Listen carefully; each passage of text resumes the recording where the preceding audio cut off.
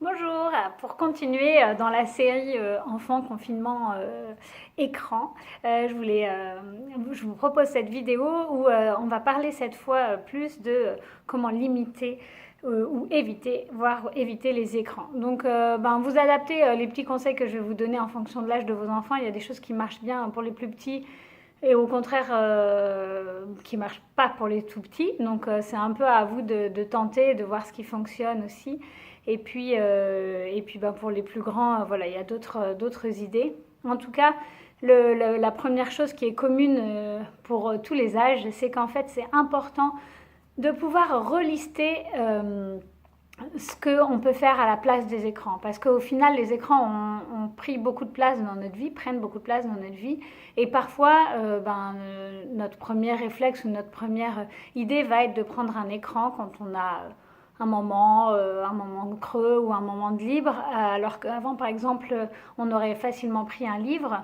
C'est important de pouvoir refaire la liste de tout ce qu'on peut faire quand il y a à la place de faire des écrans en fait, et puis de la faire avec vos enfants si possible, avec les membres de votre famille, pour voir aussi les différents goûts et les couleurs. Il y en a qui n'aiment pas du tout les jeux de société, d'autres qui adorent, et puis d'essayer de voir dans votre espace, la façon dont est organisé votre espace, si c'est facile par exemple de s'installer dans un siège et de prendre un livre. Est-ce que vous avez des livres à côté de votre canapé? C'est tout bête, mais des fois l'espace est fait est configuré de telle façon que oui, quand on s'assoit dans le canapé, on est en face de la télé, donc on a envie de l'allumer, et du coup c'est moins...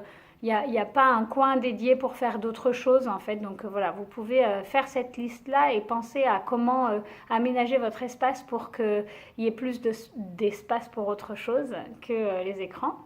Ça, c'est le premier conseil vraiment, je pense, hyper important et puis très facile à mettre en place. Ensuite, il y a aussi le rapport à l'ennui, en fait, quand l'enfant s'ennuie, comment on accueille ça en tant qu'adulte. Et voilà, posez-vous la question, qu'est-ce que ça me fait si mon enfant me dit je m'ennuie? Est-ce que je me sens responsable? Du coup, il va falloir que je remplisse son truc. Est-ce que ça m'énerve parce qu'il a tellement de jeux qu'il pourrait quand même trouver quelque chose à faire? Est-ce que vous arrivez à l'accueillir comme ça et dire bah oui, tu t'ennuies? En fait, l'ennui, je pense, j'en ai déjà parlé, mais l'ennui, c'est vraiment quelque chose d'important dans l'enfance. C'est vraiment ce qui va permettre on passe par des baisses d'énergie et en même temps, c'est là qu'on va pouvoir recréer et reconstruire des nouvelles idées, des nouveaux, avoir des nouveaux élans en fait. Du coup, c'est vraiment important de respecter des zones d'ennui et les enfants maintenant, mais même nous, on n'est plus du tout habitués à respecter ce rythme de l'ennui. Du coup, voilà, essayez de vous positionner par rapport à ça, comment vous vivez pour vous-même l'ennui, puis comment vous vivez l'ennui de vos enfants quand vos enfants vous renvoient le fait qu'ils s'ennuient, qu'est-ce que ça provoque en vous. Et puis voilà, la liste dont on a parlé plus tôt pourra vous aider à apporter des réponses un peu pratico-pratiques à l'ennui. Mais c'est vraiment en dernier recours parce que quand il y a l'ennui, en fait, la première étape, c'est vraiment de le laisser être pendant un moment. Et parce que souvent, l'enfant, de l'accueillir et de le laisser être, parce que souvent, l'enfant ou le jeune réussit à trouver quelque chose à partir de cet ennui-là, même dans la relation. Donc voilà, deuxième conseil, accueillez votre ennui.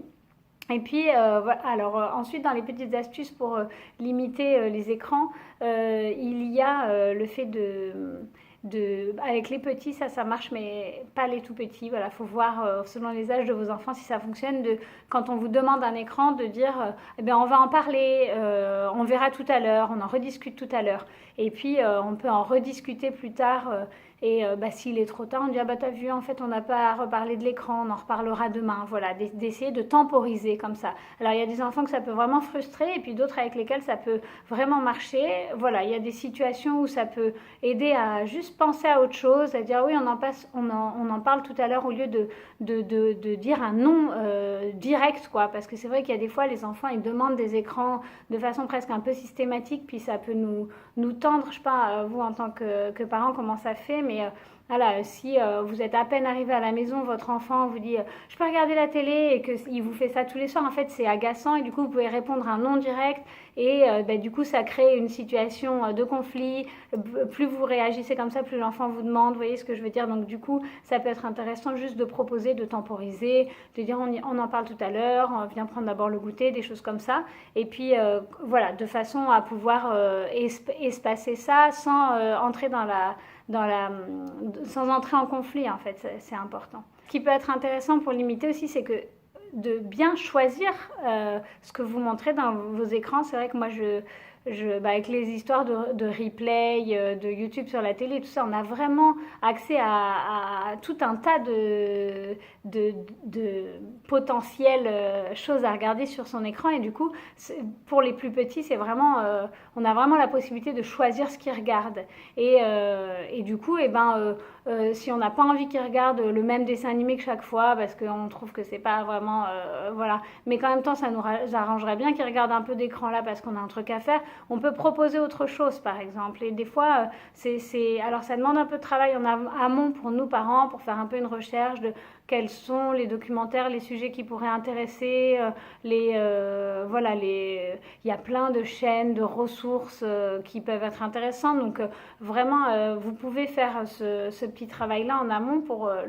Lors du premier confinement, ça avait été très bien fait. Hein. Il y a eu plein de recensements de tous les sites éducatifs. Il y a j'aime beaucoup moi des courts-métrages pour enfants aussi sans parole, qui sont très courts, qui sont sympas. Enfin voilà, il y a plein de ressources et du coup ça peut valoir aussi le coup de vous faire une petite liste de tout ce que vous pouvez proposer pour pouvoir changer et pour pouvoir proposer des contenus différents que le premier dessin animé qui tombe sous la main et qui sera peut-être un peu bébête ou abrutissant ou voilà.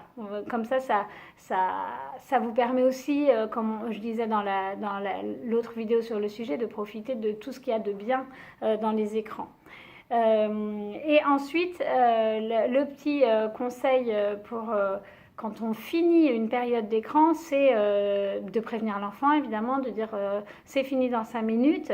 Mais des fois, ça suffit pas. Et du coup, là, le conseil, ça marche, ça aussi, ça dépend de l'âge de votre enfant, mais je trouve que ça marche quand même plutôt pas mal pendant la période maternelle primaire, quoi, d'y aller physiquement, c'est-à-dire les 5 dernières minutes, de s'asseoir à côté de l'enfant et de finir de regarder avec lui ce qu'il est en train de regarder.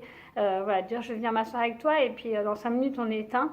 Parce que comme ça, on accompagne l'enfant sur les fins, surtout quand les fins ou les transitions peuvent être difficiles pour les enfants. Ça peut être vraiment intéressant de proposer cette présence physique. Ça demande un peu voilà, au niveau vous en tant qu'adulte et parents, ça demande vraiment de se poser et de prendre le temps, mais ça vaut vraiment le coup parce que ça peut vraiment permettre de passer à autre chose plus facilement.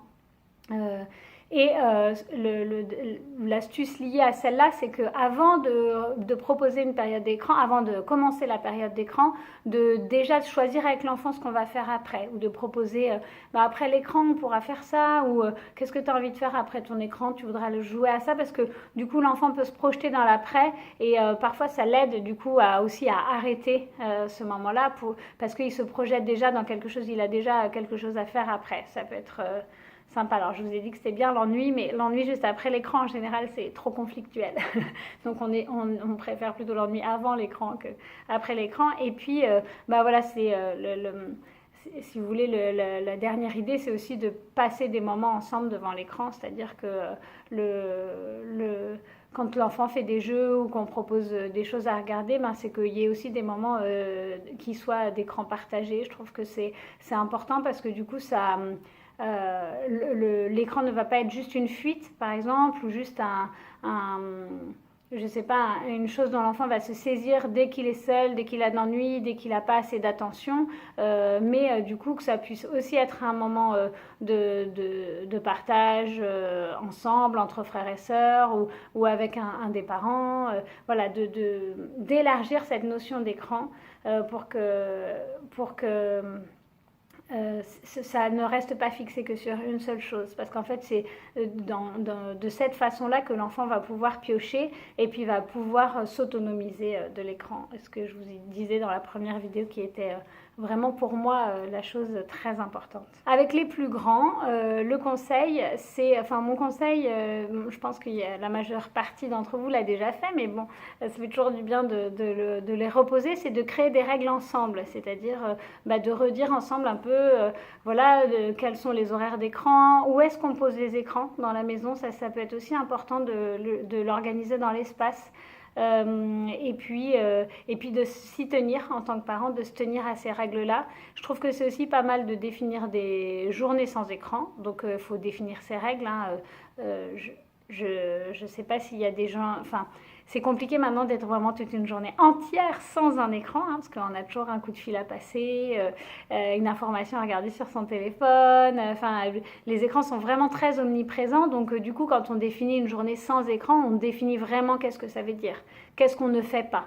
Est-ce que c'est vraiment, est-ce que c'est sans film? Est-ce que c'est sans télé? Est-ce que c'est sans jeux vidéo? Est-ce que c'est sans coup de fil? Est-ce que, voilà, il y a vraiment plein de façons de faire varier une journée sans écran. Ça peut être rempli de plein de choses différentes. En tout cas, ça peut être sympa de jouer avec ça, puis de définir avec vos enfants, votre enfant, les règles d'une journée sans écran. Ça peut être marrant d'avoir leurs idées à ce sujet-là. Alors avant de conclure cette vidéo, je reviens sur le fait de choisir les programmes. Si vous faites une liste des différentes ressources internet que vous pouvez proposer à vos enfants, n'hésitez pas à les classer aussi par longueur en fait, parce que il y a des, comme je vous parlais, des courts-métrages qui sont vraiment très courts. Après il y a les dessins animés qui peuvent être plus longs, il y a les documentaires qui peuvent être entre les deux, les petites séries aussi qui peuvent être 20 minutes. Donc en fait, si vous arrivez à avoir un petit classement des choses qui sont plus ou moins longues, et voilà, ça vous permet aussi de proposer des choses différentes en fonction des demandes et des moments de la journée. Voilà, j'espère que ces petites astuces et ces petits conseils vont vous aider à accompagner votre enfant et puis à vous accompagner vous sur l'usage des écrans dans la famille. À très bientôt, au revoir.